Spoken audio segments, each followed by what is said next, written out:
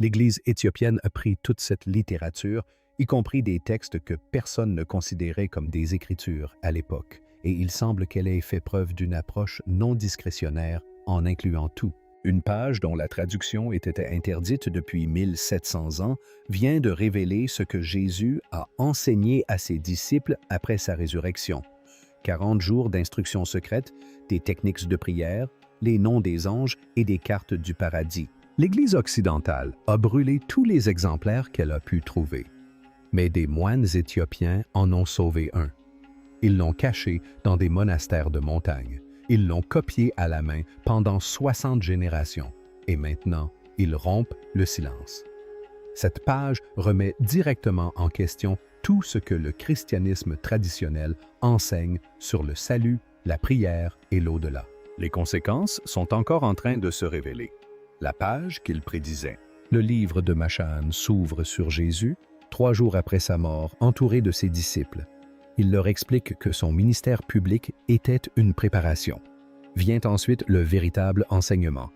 S'ensuivent 40 jours d'instruction qui n'ont jamais été intégrés à aucune Bible occidentale. Le texte décrit 7 postures de prière. Chaque posture aligne le corps sur une fréquence spirituelle différente. Se tenir debout, les bras levés, établit un lien avec les anges de louange. La prosternation, front contre terre, ouvre les canaux de réception de l'enseignement divin. S'agenouiller, mains croisées sur la poitrine, crée un sceau qui protège la prière des interférences démoniaques. S'asseoir, paume vers le ciel, sur les genoux, permet de recevoir la sagesse divine. S'allonger à plat ventre, en abandon total, ouvre l'âme à la transformation. Il ne s'agit pas de métaphores, mais de techniques aux objectifs précis. Le texte explique quand utiliser chacune d'elles. La prière du matin requiert des postures différentes de celles de la prière du soir. Les prières de guérison diffèrent des prières de guidance. Le texte nomme des anges, et pas seulement Michel et Gabriel, qui apparaissent dans les Écritures occidentales. Le Machafakon nomme Suriel, l'ange qui guide les âmes après la mort, et Raguel, l'ange qui exécute la justice divine contre ceux qui font du mal aux innocents. Sarakaïel, gardien des esprits coupables de péché contre d'autres esprits. Rémil, qui veille sur la résurrection et réveille les morts à l'heure fixée. Phanuel, qui préside au repentir et donne l'espoir à ceux qui héritent de la vie éternelle. Chaque ange a une fonction. On peut les invoquer par leur nom. Chacun répond à des invocations spécifiques détaillées dans le texte. Le texte décrit le ciel en 7 niveaux. Chaque niveau est gardé par des anges qui mettent à l'épreuve les âmes en quête d'ascension. Chaque gardien exige des connaissances spécifiques pour passer. Le premier ciel contient des nuages et des anges qui consignent les actes des humains. Le deuxième ciel abrite les anges déchus en attente de jugement. Le troisième ciel est le paradis où reposent les justes. Le quatrième ciel abrite le soleil, la lune et les étoiles, ainsi que les anges qui les guident. Le cinquième ciel renferme les veilleurs rebelles qui pleurent désormais éternellement. Le sixième ciel abrite les archanges qui servent Dieu. Le septième ciel est la salle du trône même. L'âme qui meurt sans cette connaissance erre, perdue entre les différents niveaux. L'âme qui connaît les noms et les mots de passe s'élève directement en la présence de Dieu. Voilà pourquoi les autorités ecclésiastiques ont interdit la traduction. Cette méthode d'enseignement élimine l'intermédiaire. Si les croyants peuvent prier directement en utilisant les techniques enseignées par Jésus, ils n'ont pas besoin de prêtres pour intercéder en leur faveur. S'ils connaissent les noms des anges et leurs fonctions, ils n'ont pas besoin de la hiérarchie ecclésiastique pour accéder au pouvoir divin. S'ils possèdent des représentations de l'au-delà, ils n'ont pas besoin du clergé pour garantir leur salut par les sacrements. Le Machafakan transforme le christianisme d'une institution à laquelle on appartient en une pratique que l'on met en œuvre. Rome ne pouvait bâtir un empire sur de telles bases. Constantinople ne pouvait maintenir son contrôle sur des millions de croyants ayant un accès direct au ciel. Aussi, ils brûlèrent les copies. Ils déclarèrent le texte hérétique lors de conciles où les évêques éthiopiens n'étaient pas présents. Ils affirmèrent aux croyants que le canon était complet et que quiconque prétendait le contraire était un imposteur. Pendant 17 siècles, les chrétiens d'Occident ignorèrent l'existence de ces enseignements. Les moines d'Éthiopie, eux, les connaissaient. Ils continuèrent à les recopier à la lueur des bougies dans leurs cellules de montagne. Ils continuèrent à prier en adoptant les postures. Ils perpétuèrent ces techniques tandis que le reste du monde les oubliait. L'Église occidentale qualifia ce texte d'apocryphe, un mot grec signifiant « caché ». Mais caché par qui? Caché à qui? L'Église éthiopienne n'a jamais caché ces textes. Ils étaient lus lors des offices publics chaque dimanche. Ils étaient enseignés à chaque génération de moines et de prêtres. La dissimulation a eu lieu à Rome et non à Aksum. La suppression a eu lieu à Constantinople et non dans les hauts plateaux éthiopiens. La bibliothèque était inaccessible à Rome. L'Éthiopie était chrétienne avant Rome. Le roi Ahana proclama le christianisme religion d'État dans les années 30 de notre ère. Rome ne suivit son exemple qu'en 380. C'est un fait avéré. Plus de 50 ans avant la conversion officielle de l'Empire romain, un royaume africain construisait déjà des églises, formait des prêtres et rassemblait des textes sacrés. L'Église éthiopienne a préservé ce que Rome a détruit. Leur canon biblique comprend 81 livres. La Bible protestante en compte 66, la Bible catholique 73. L'Éthiopie a conservé l'intégralité du canon, tandis que les conciles romains débattaient des textes à attribuer et de ceux à brûler, les scribes éthiopiens recopiaient tout ce qu'ils recevaient. Préservation non discrétionnaire. Tout texte issu de la tradition apostolique était conservé. Le livre d'Hénoch décrit des anges déchus qui enseignèrent aux humains des connaissances interdites. 200 anges, appelés les veilleurs, descendirent sur terre et corrompirent l'humanité.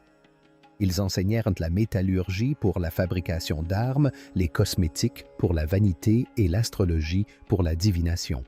Ils prirent des épouses humaines et engendrèrent une progéniture gigantesque, les Néphilim. Les églises occidentales rejetèrent ce texte, le jugeant trop étrange, trop détaillé et trop dangereux pour les croyances ordinaires. L'Éthiopie conserva la version intégrale, les 108 chapitres. Lorsque des érudits découvrirent des fragments du livre d'Hénoch et des manuscrits de la Mer Morte en 1947, ils comprirent l'ancienneté et l'importance du texte, mais ne possédaient que des fragments. Pour lire le manuscrit complet, il leur fallut se rendre en Éthiopie. Les moines avaient préservé ce que les grottes avaient perdu. Le livre des Jubilés relate la Genèse en y ajoutant des détails qui bouleversent tout. Les dates exactes des événements de la création sont calculées au jour près. Les démons sont considérés comme les esprits des Néphilim morts. Le dieu du calendrier a en réalité institué un calendrier solaire de 364 jours et non le calendrier lunaire utilisé par d'autres traditions. Les églises occidentales ont rejeté ce texte. En Éthiopie, il est considéré comme une écriture sainte, selon un calendrier lunaire régulier. Les évangiles de Garama témoignent de l'ancienneté de cette tradition. En 2010, des chercheurs de la radio de l'Université d'Oxford ont daté ces manuscrits d'environ 390 après Jésus-Christ. Cela les place parmi les plus anciens manuscrits chrétiens au monde. Les pages sont en peau de chèvre traitées selon des techniques ancestrales. L'encre contient de l'or. Les enluminures témoignent d'une sophistication artistique qui n'apparaîtra dans les manuscrits européens que des siècles plus tard. Portraits des évangélistes en pleine page, bordures géométriques complexes, couleurs encore éclatantes après 1600 ans.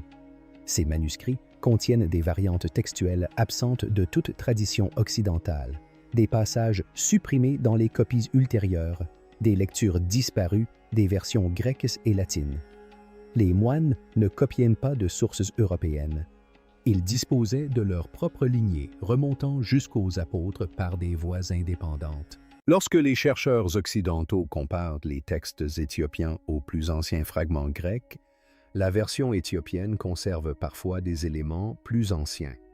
La tradition isolée a préservé ce que la tradition plus large a éliminé. La géographie l'a rendu possible. Les hauts plateaux éthiopiens sont des forteresses naturelles, des chaînes de montagnes s'étendant du nord au sud, des déserts séparant la côte de l'intérieur des terres. Aucune légion romaine n'a jamais marché sur Aksum. Aucun empereur britannique n'a jamais imposé ses préférences théologiques aux évêques éthiopiens. Lorsque les armées incendiaient les bibliothèques à travers l'Europe et le Moyen-Orient lors des invasions et des guerres de religion, les moines éthiopiens transportaient les manuscrits jusqu'au sommet des montagnes. Des sentiers mènent à des églises rupestres creusées à flanc de falaise. Ils construisaient des coffres en pierre pour protéger les pages de l'humidité et des insectes. De génération en génération, ils formaient des scribes à recopier chaque lettre avec exactitude. Ils ne les traitaient pas comme des objets de musée. Ils les lisaient, priaient avec eux, enseignaient. Pour l'Église orthodoxe éthiopienne, ces textes ne sont pas de simples curiosités historiques. Ce sont des écritures vivantes qui structurent le culte quotidien. Le livre d'Enoch est lu lors de certaines fêtes. Le livre des Jubilés fournit le calendrier des observances religieuses. Le Machafakan contient les prières que les moines récitent chaque matin. Si l'histoire religieuse méconnue vous passionne, abonnez-vous dès maintenant. Les archives éthiopiennes renferment des milliers de pages que nous n'avons pas encore explorées. Le Machakidan est un manuel. Il ne vous demande pas de croire, mais vous indique la marche à suivre. Les enseignements de 40 jours commencent par la respiration. Jésus enseigne à ses disciples à respirer selon un rythme qui prépare le corps à la réception spirituelle. 3 temps d'inspiration, 7 temps de rétention, 4 temps d'expiration. Ce rythme ralentit le rythme cardiaque et apaise le tumulte incessant du mental. Il ouvre ce que le texte appelle l'œil intérieur, la capacité de percevoir directement la réalité spirituelle. Les disciples pratiquent cet exercice pendant des heures chaque jour. Le texte dit « La maîtrise exige 40 jours d'efforts constants. C'est pourquoi l'enseignement a duré exactement 40 jours. » Vient ensuite la visualisation. Imaginez la lumière descendant d'en haut. Non pas une lumière imaginaire, mais la lumière réelle qui existe, que vous la perceviez ou non. Cet exercice développe la perception. Visualisez la lumière pénétrant le sommet de votre crâne. Ressentez-le comme une chaleur ou une pression. Imaginez-le emplir la cage thoracique où réside l'âme. Imaginez-le rayonner à travers les membres jusqu'à ce que le corps tout entier resplendisse. Le texte dit « À ce stade, les pratiquants avancés deviennent visibles aux anges. Leurs prières voyagent plus vite et leurs demandes sont prioritaires. Viennent ensuite les noms. Lorsque vous priez, vous invoquez des anges spécifiques pour des objectifs précis. Vous ne priez pas de manière générique dans le vide en espérant être entendu. Vous vous adressez aux êtres par leur nom et vous formulez votre demande avec précision. Vous les remerciez lorsqu'ils répondent par une action. Il s'agit d'une communication directe avec la hiérarchie spirituelle. Suriel pour la guidance, Ragel pour la justice et Sarael pour la protection contre les attaques spirituelles.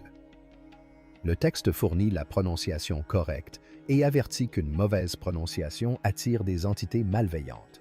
Il nomme également les forces démoniaques qui s'opposent au développement spirituel. Les esprits de confusion qui obscurcissent l'esprit pendant la prière, on les reconnaît à leurs pensées circulaires stériles. Les esprits de doute qui murmurent que la pratique est inutile, on les reconnaît à l'envie soudaine d'abandonner juste avant une percée. Et les esprits de distraction qui détournent l'attention aux moments cruciaux, on les reconnaît à leurs pensées urgentes concernant des tâches banales qui pourraient attendre. Le Mashifa enseigne des techniques de reconnaissance, comment identifier chaque type par son approche caractéristique. Pour résister à chaque type de menace, Jésus a enseigné des formules spécifiques. Il a expliqué comment les chasser en invoquant les noms des anges qui ont autorité sur eux. Voici ce que cela signifie pour vous. Si vous êtes chrétien et avez déjà ressenti un manque dans votre foi, ce texte explique ce que la tradition occidentale vous a apporté. Des croyances à professer, des articles de foi, des credos à réciter, des doctrines à affirmer. La tradition éthiopienne, quant à elle, vous offre des techniques à pratiquer, des actions à accomplir, des compétences à développer. Croire que Jésus sauve est une chose. Apprendre les postures de prière qu'il a enseignées à ses disciples les plus proches en est une autre. Avoir confiance en l'existence des anges est une chose. Connaître leurs noms, leurs fonctions et comment les invoquer en est une autre. Le Machafakan décrit avec une précision quasi navigable ce qui se passe après la mort. L'âme quitte le corps au moment du dernier souffle. Anges et démons apparaissent aussitôt pour se la disputer. L'âme qui connaît les noms peut appeler les anges à l'aide et la recevoir. L'âme qui connaît la géographie du ciel peut s'orienter et commencer son ascension. L'âme qui connaît les mots de passe peut franchir chaque porte sans difficulté. L'âme qui ignore toute aire, désorientée, entre les différents niveaux jusqu'à ce que quelque chose la réclame. L'âme non préparée est vulnérable. L'âme préparée est protégée. Il ne s'agit pas de théologie à débattre, mais de conseils pratiques. L'Église occidentale a jugé que les croyants ordinaires ne pouvaient pas maîtriser ce sujet. Trop complexe pour de simples paysans, trop risqué pour ceux qui risquaient de mal le pratiquer, et susceptible de produire des pratiquants indépendants n'ayant pas besoin de validation institutionnelle pour leurs expériences spirituelles. Elle a donc créé une version simplifiée de la foi. Croyez aux bonnes choses. Accomplissez les rituels appropriés administrés par le clergé. Confiez à l'Église la gestion des aspects spirituels de votre vie. Payez votre dîme, obéissez à vos prêtres et espérez le meilleur après votre mort. L'Éthiopie a rejeté cette simplification. Les moines éthiopiens pratiquent encore aujourd'hui ces techniques dans des monastères disséminés sur les hauts plateaux. Ils prient debout pendant des heures, adoptant les postures décrites dans le Machafakan. Ils jeûnent selon des méthodes qui, en comparaison, rendent le monachisme occidental presque confortable. Ils chantent selon des gammes et des rythmes anciens, disparus des églises européennes depuis plus de 1000 ans. Ils rapportent des visions. Ils décrivent des rencontres avec les anges qu'ils nomment. Ils affirment avoir fait l'expérience directe des réalités divines décrites dans le texte. Il ne s'agit pas de reconstitutions historiques destinées aux touristes, mais de traditions vivantes perpétuées sans interruption depuis le IVe siècle. Les moines qui les pratiquent affirment que ces enseignements sont efficaces. C'est pourquoi ils les ont protégés pendant 1700 ans. C'est pourquoi ils les ont recopiés à la main, de génération en génération. C'est pourquoi ils ont refusé de les laisser disparaître, même lorsque le reste du monde en avait oublié l'existence. Le silence est rompu. Pourquoi les moines prenaient-ils la parole maintenant? L'Église orthodoxe éthiopienne a préservé ces textes à travers toutes les épreuves. Les invasions des armées musulmanes au XVIe siècle, l'occupation italienne au XXe siècle, les persécutions communistes qui ont coûté la vie à des prêtres et incendié des églises, la famine, la guerre et l'isolement du monde extérieur. Malgré tout, les moines ont continué à copier. Malgré tout, les manuscrits ont survécu. Au fil des siècles, les missionnaires européens sont arrivés en Éthiopie, s'attendant à trouver un christianisme primitif nécessitant réforme et correction. Ils ont découvert une tradition théologique sophistiquée, plus ancienne que leur propre confession. La liturgie éthiopienne utilise des pratiques disparues d'Europe au Moyen Âge. Le calendrier éthiopien suit encore le système julien abandonné par Rome. Le canon éthiopien comprend des livres condamnés par les conciles romains. Les missionnaires étaient perplexes. Certains ont tenté de réformer le christianisme éthiopien en supprimant les livres superflus et en modifiant les pratiques. Ils ont échoué. L'Église éthiopienne pratiquait sa foi depuis plus de 1000 ans avant la naissance de ses missionnaires. Elle n'était pas prête à abandonner ses traditions pour des nouveaux venus prétendant à une autorité supérieure. Mais quelque chose a changé ces dernières décennies. Les moines ont vu la technologie numérique se répandre à travers le monde. Ils ont vu les secrets devenir impossibles à garder, les érudits photographiant les manuscrits et partageant les images en ligne. Ils ont vu des universitaires occidentaux accéder à des fragments et publier des théories sur des textes qu'ils n'avaient jamais lus intégralement. Mieux vaut contrôler le récit que de le laisser déformer. Mieux vaut traduire correctement que de laisser des amateurs conjecturer le sens. Ils observent aussi le déclin du christianisme en Europe et en Amérique du Nord. Les églises se vident. Les jeunes quittent la religion institutionnelle en nombre record. Des enquêtes montrent que les gens se décrivent comme spirituels mais non religieux. Les croyants recherchent quelque chose que les églises traditionnelles ne peuvent pas leur offrir. Les moines ont vu ce que l'Occident avait perdu. Ils savaient ce qu'ils possédaient encore. Les enseignements qui transforment, les pratiques qui produisent une expérience directe, les techniques qui relient la prière au divin sans intermédiaire institutionnel. Un 700 ans de secret, c'est assez. La vérité veut être connue. Les traductions anglaises qui paraissent actuellement sont préliminaires. Les chercheurs continuent d'étudier ces textes, comparant les versions éthiopiennes aux sources grecques fragmentaires et débattant de la version la plus ancienne et la plus authentique. Ce travail prendra des décennies, mais la porte est ouverte. Le texte est accessible. Quiconque souhaite lire ce que Jésus aurait enseigné durant les 40 jours suivant sa résurrection peut désormais le trouver. C'est un mauvais présage pour les institutions qui ont fondé leur autorité sur le contrôle de l'accès à la vérité divine. C'est une mauvaise nouvelle pour les théologiens qui fondent leur carrière sur l'idée que le canon occidental représente l'intégralité du message chrétien. C'est une mauvaise nouvelle pour tous ceux qui croient que 66 livres contiennent tout ce que les croyants ont besoin de savoir. La question n'est pas de savoir si le christianisme éthiopien est parfait, mais si le christianisme occidental est complet. Les faits démontrent que non.